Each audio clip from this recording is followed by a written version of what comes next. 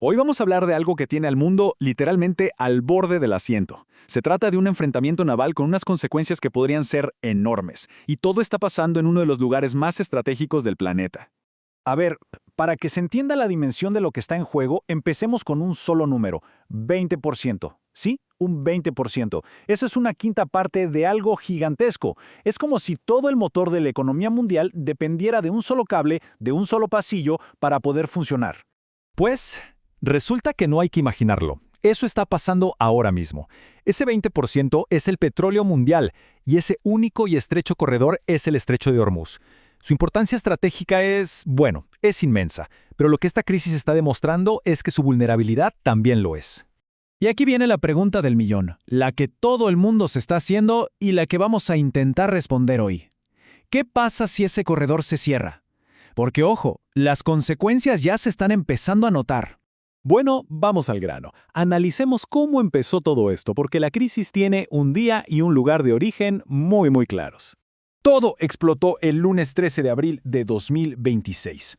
Ese día, Estados Unidos anunció un bloqueo naval total a los puertos iraníes.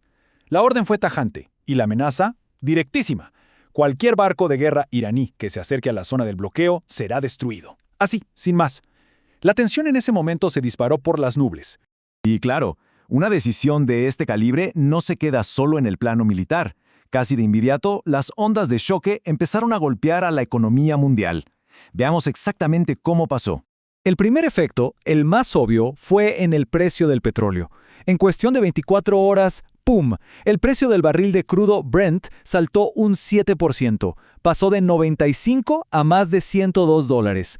Fue una reacción instantánea del mercado y, la verdad, muy preocupante. Pero esto podría ser solo el principio. Los analistas del mercado energético ya están haciendo números, y la advertencia es seria. Si este bloqueo se prolonga, el precio podría escalar hasta los $150 por barril. ¡150! Un escenario así tendría consecuencias económicas simplemente devastadoras. Y ojo, que no se trata solo del petróleo. El impacto es mucho más profundo.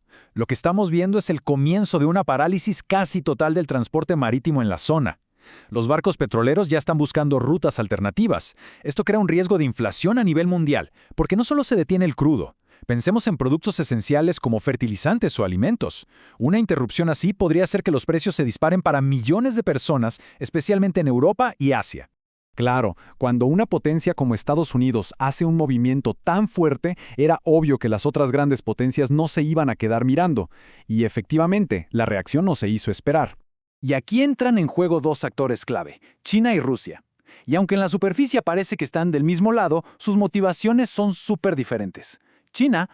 Para China es un tema de supervivencia energética.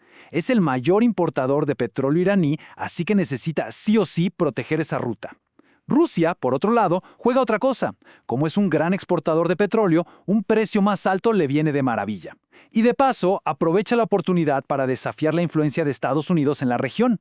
Y China, desde luego, no se quedó quieta. Ha desplegado lo que podríamos llamar una estrategia en tres frentes. Primero, el diplomático.